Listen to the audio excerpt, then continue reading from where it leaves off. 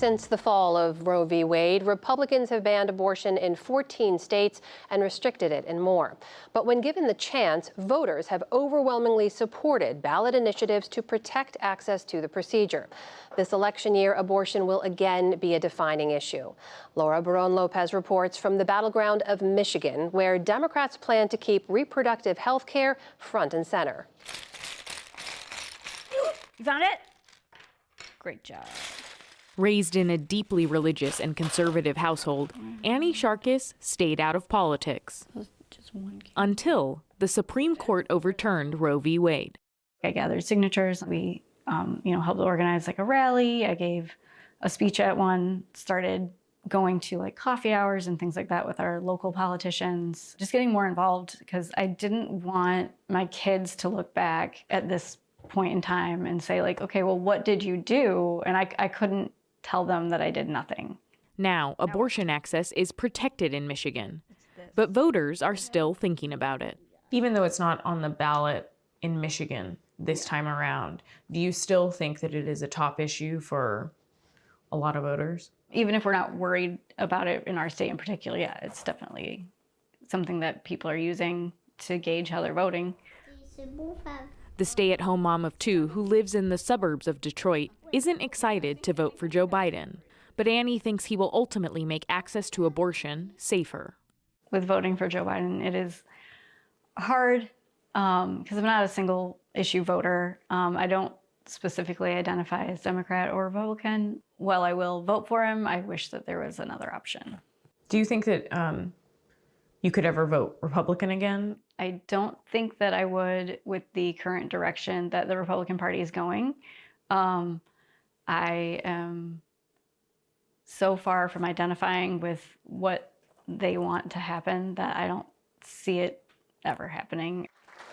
Congresswoman Elissa Slotkin wants to keep women like Annie squarely in the Democratic column. Her message to voters: abortion will always be on the ballot. The other side has made this a central issue for them for 50 years. Their actions speak louder than words. Their actions are currently, like as we speak, trying to threaten a woman's right to choose, and people see that. When voters turned out for abortion rights in Michigan in 2022, it was a victory for Democrats. In 2024, they're trying to replicate that success here and in states across the country. It was a rallying cry. Slotkin, now running for the U.S. Senate, is one of many down-ballot Democratic candidates trying to maintain urgency. We have to understand that most people see this as a kitchen table issue. A decision about whether to have a child or not is the most profound kitchen table issue that we have. It's not separate from inflation. It's not separate from the economy. It's like your whole family trajectory and whether you're going to be able to afford that life. What happened in Michigan became a blueprint for how to organize around abortion effectively. Ohio followed suit in 2023.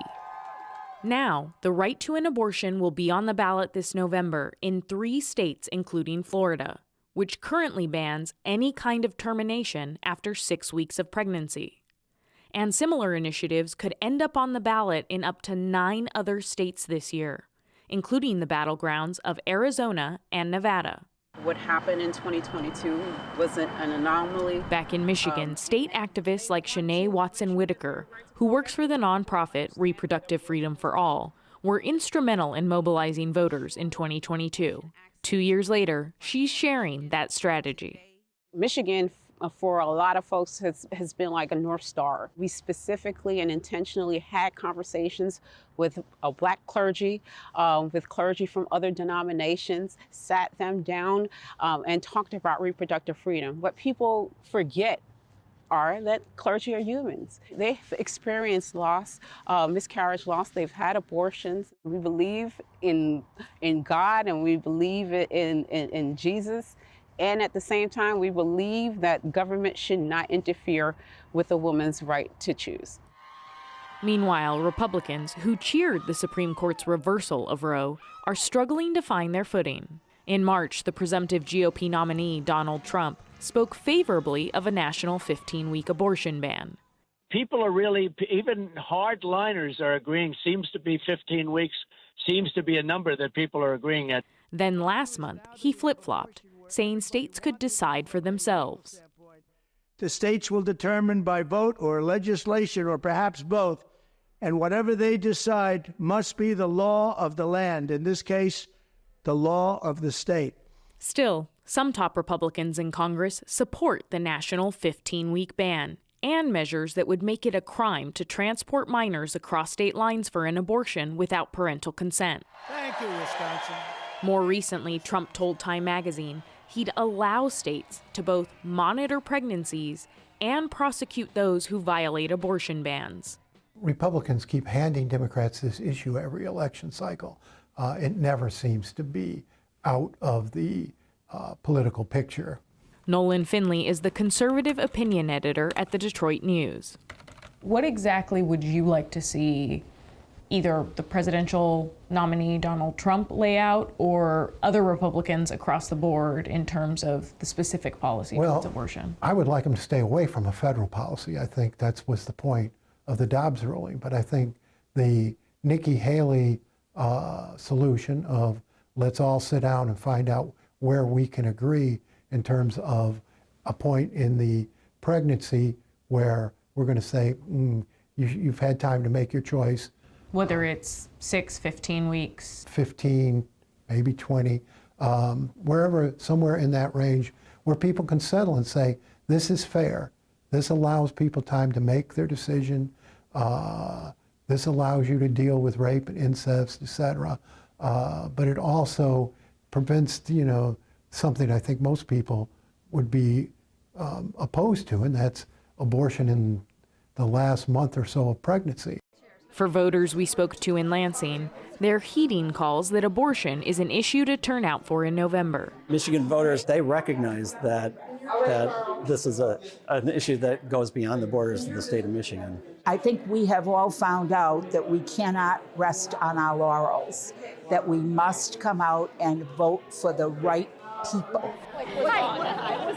Ultimately, Roe was a wake-up call for Democrats like Congresswoman Slotkin, one that she says exposed their party's complacency. I think we let ourselves get comfortable, that we didn't believe the other side when they said we're coming for Roe v. Wade and we want to overturn it. We saw all that happening, but we just had a failure of imagination. What I want to do is say publicly to the whole country that we have a 10-year plan to get back to a federal right to an abortion. We're not going to let it just be a state issue. We're actually going to organize and mobilize to do the thing we didn't do for 50 years, which is pass a piece of federal legislation to codify Roe. The result in November could determine if Slotkin's plans take 10 years or another 50. For the PBS NewsHour, I'm Laura Barone Lopez in Michigan.